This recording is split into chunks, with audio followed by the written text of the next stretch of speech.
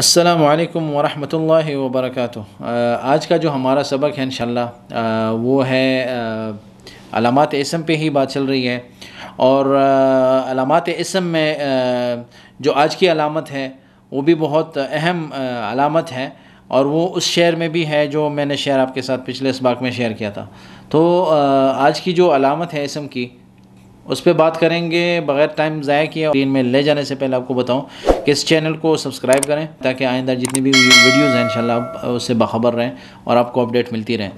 آئیے آپ کو لے چلتا ہوں اسکرین کی طرف، ٹھیک ہے؟ تو مسند جو ہے اور مسند الیہ، یہ اسم کی علامت کیسی ہے، اور اسم کی قسم بھی ہے۔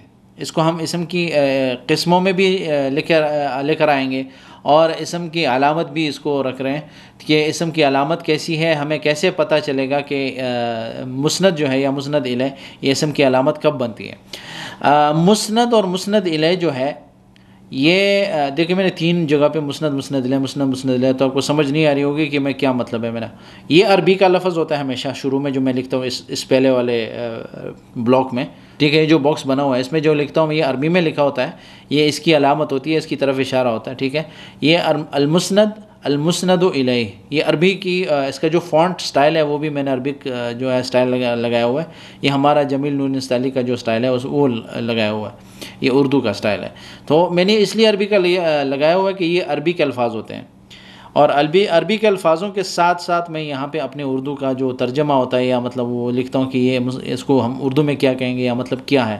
تو مسند اور مسند الیہ ہونا مطلب یہ ہے کہ اسم کے لفظ کے شروع میں، یا مطلب ہم اس کو اسم کیسے سمجھیں گے جب لفظ کے شروع میں مسند اور مسند الیہ مطلب یا وہ مسند ہو یا مسند الیہ ہو، تو تب ہمیں پتہ چلے گا کہ یہ اسم ہے، ٹھیک ہے؟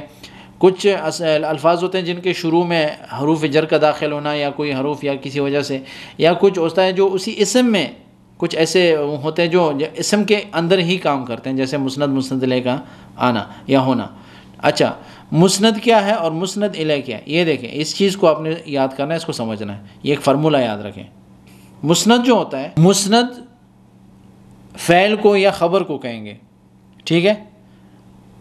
یہ جو فعل ہوتا ہے، جو کام ہوتا ہے اس جملے میں جس میں یہ مطلب ہم نے سمجھنا ہے، یا جس جملے میں ہم نے اس چیز کو نوٹ آؤٹ کرنا ہے، وہ ہے فعل یا خبر، ٹھیک ہے؟ ابھی آپ سوچ رہے ہوں گے کہ فعل تو ہم نے پڑھا ہی نہیں ہے، خبر پڑھا ہی نہیں ہے، تو کیسے سمجھ آئے گا؟ یہ ابھی تھوڑا سمجھا رہا ہوں، لیکن چونکہ ہم نے پڑھا نہیں تو اس پہ زیادہ بحث نہیں کروں گا، صرف سمجھا رہا ہوں کہ اسم کی علامت کیوں ہے۔ اور اس کے بعد ہے مسند الیہ۔ مسند الیہ فاعل کو کہیں گے یا مبتدا کو کہیں گے۔ اچھا، مبتدا کیا ہے، خبر کیا ہے؟ دیکھیں، فعل کے ساتھ ہمیشہ خبر آتا ہے، فاعل آتا ہے۔ فعل بغیر فاعل کے نہیں ہوتا، کوئی بھی فعل، کوئی بھی کام بغیر کام کے کرنے والے کے بغیر کوئی کام نہیں ہوتا، ٹھیک ہے؟ اور جو خبر ہے، خبر ہمیشہ مبتدا کے بعد آتا ہے۔ مبتدا اور خبر دونوں لازم ملزوم ہیں، اور فعل فاعل دونوں لازم ملزوم ہیں، یہ چیزیں آپ یاد رکھیں۔ تو یہ اس کے ساتھ میں نے اس لیے لکھا ہے کہ مسند، فعل یا خبر یہ تینوں ایک چیزیں ہیں۔ مسند الیہ یا فاعل یا مبتدا یہ ایک چیز ہے۔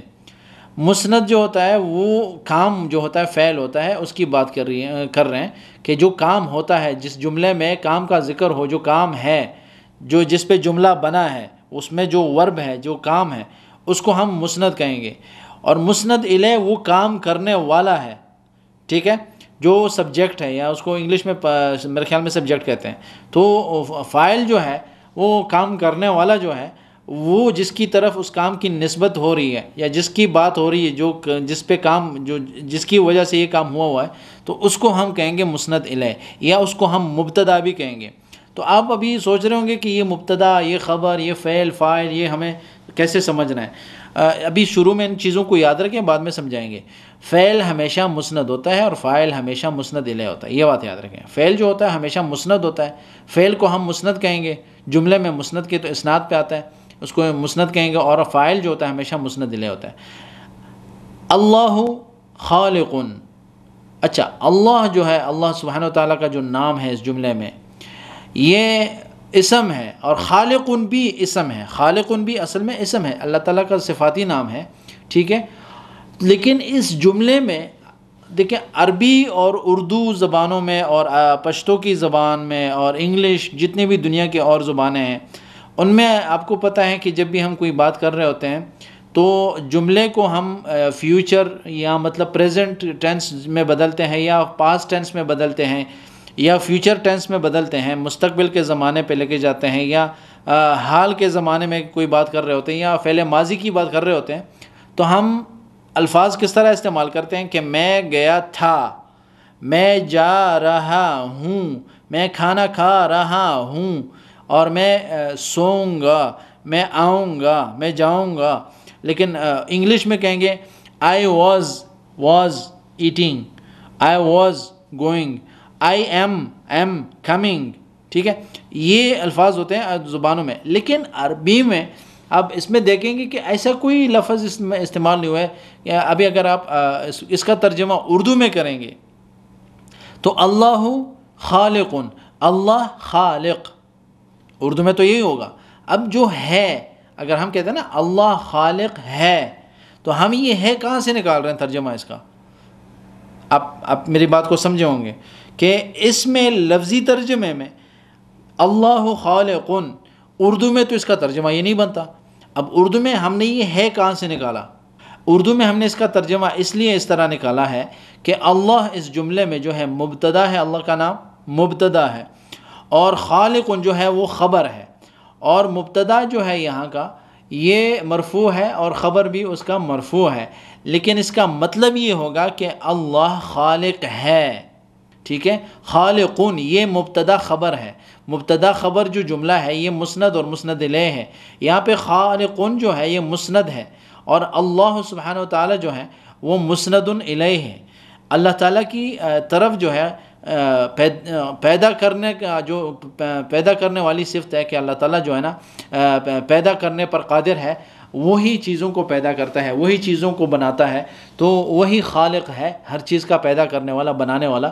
تو یہاں پہ جو ہے نا اللہ تعالیٰ کی طرف اس خلقت یا مطلب پیدائش یا مطلب جو بھی پیدا کرنے کی جو صفت ہے کہ اللہ تعالیٰ جو ہے نا چیزوں میں یہ صلاحیت ڈالتے ہیں کہ وہ چیزیں پیدا ہوتی ہیں، بنتی ہیں، تو یہاں پہ جملے میں ہم نے اللہ خالق ان کو مبتدا اور خبر کی وجہ سے دونوں اسم ہے، ٹھیک ہے؟ دونوں اسم ہے، لیکن یہاں پہ خالق جو ہے اس میں فاعل ہے، کیونکہ اس میں فعل جو ہے مطلب وہ پیدا کرنا جو ہے یہ قسم اللہ تعالیٰ کی طرف اس کی نسبت کی جا رہی ہے کہ اللہ تعالیٰ پیدا کرنے والا ہے ہر چیز کو۔ خالقن جو ہے اللہ تعالیٰ کی ایک صفت ہے، ٹھیک ہے؟ اللہ تعالیٰ چیزوں کو پیدا کرتا ہے، چیزوں کو بناتا ہے، تو اس میں مبتدا اور خبر کی وجہ سے یہ مسند لے، تو ہم نے یہ دونوں اسم ہیں، ٹھیک ہے؟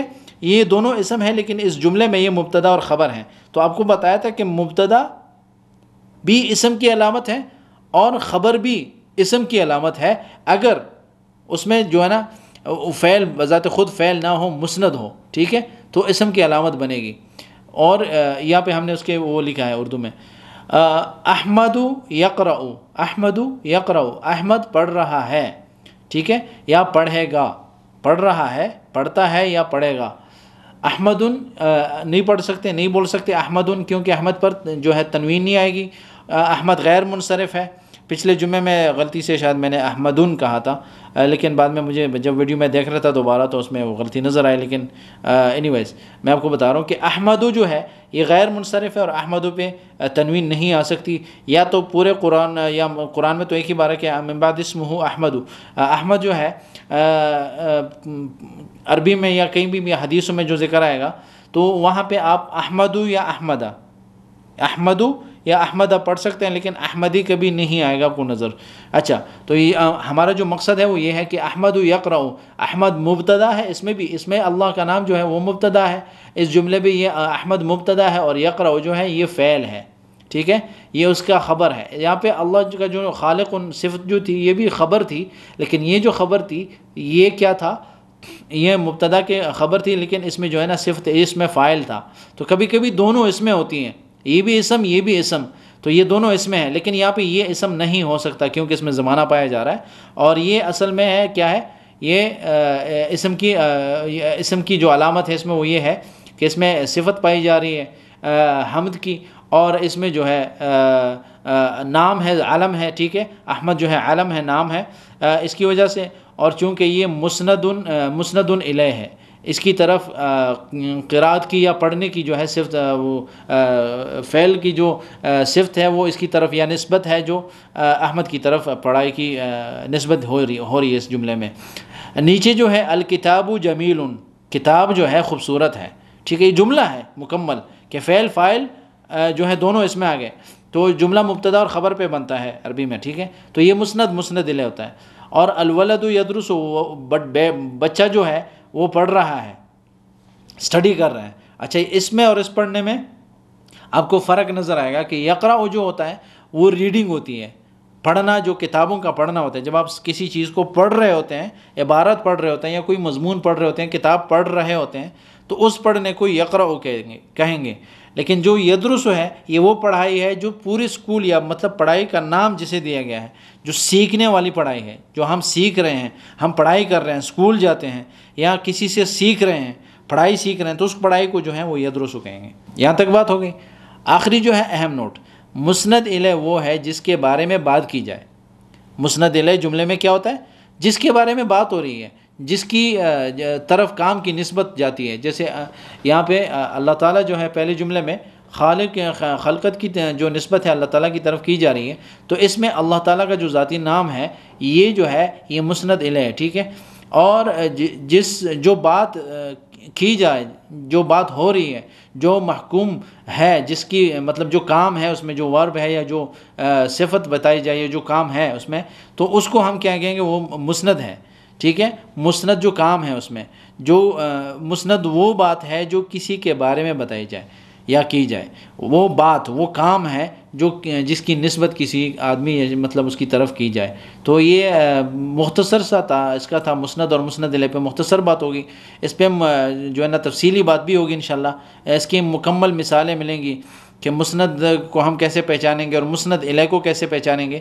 لیکن ہم نے یہ سمجھنا ہے کہ ہمیشہ مسند جو ہوتا ہے، مطلب ہمیشہ جو اسناد ہوتا ہے، اس میں ہم نے اس چیز کو دیکھنا ہے کہ ہمیشہ جو فعل ہوگا یہ جو ہے، تو یہ اس کو ہم جو ہے نا اسم کی طرف، یہ اسم کی مثال نہیں بن سکتی، کیونکہ یہ جو ہے یہ فعل بن گیا، اور فعل کبھی بھی اسم کی قسم نہیں ہے اور اسم کی علامت بھی نہیں ہے۔ تو مسند اور مسند الیہ اس وقت دونوں اسم کی علامت ہوں گی یا اسم کی قسمیں ہوں گی جب اس میں جو ہے نا مسند جو ہے وہ خبر ہو، لیکن خبر اس میں فاعل ہو یا نائب فاعل ہو، جیسے اللہ خالق، یا ٹھیک ہے الکتاب جمیل، اس میں جو ہے جمیل جو ہے یہ بھی مسند الیہ ہے، اور یہ جو ہے یہ دونوں اسمیں ہیں، اس میں دونوں یہ اسمیں ہیں، اور یہ بھی فعل ہے، یہ بھی فعل ہے۔ اس کی آئندہ مثالیں انشاءاللہ آپ کو ملیں گی، اور آئندہ جو ہے نا اس پہ تفصیلی بات ہوگی۔ ابھی تک کے لیے ہمارا یہ سبق بھی کافی تھا، انشاءاللہ یہ بھی بہت اہم تھا کہ مسند جو ہے یہ بھی اسم کی علامت ہے۔ تو آپ کوشش کریں کہ اس طرح کے جو علامات ہیں اسم کی، یہ 5 خاص کر یہ جو 5-6 علامات لکھی ہیں اس شعر میں، جتنی بھی علامتیں ہیں، ان علامتوں کو اگر آپ یاد کریں گے انشاءاللہ تو فیوچر میں آپ کے لیے بہت آسانی آئے گی، اور آپ کو جو ہے نا نحو کے سمجھنے میں کوئی دشواری یا کوئی مشکلات کا سامنا نہیں ہوگا۔ تو آپ سب سے گزارش ہے کہ آئندہ ویڈیوز کا بھی انشاءاللہ انتظار کریں اور دعا میں یاد رکھیں، اور السلام علیکم ورحمۃ اللہ وبرکاتہ۔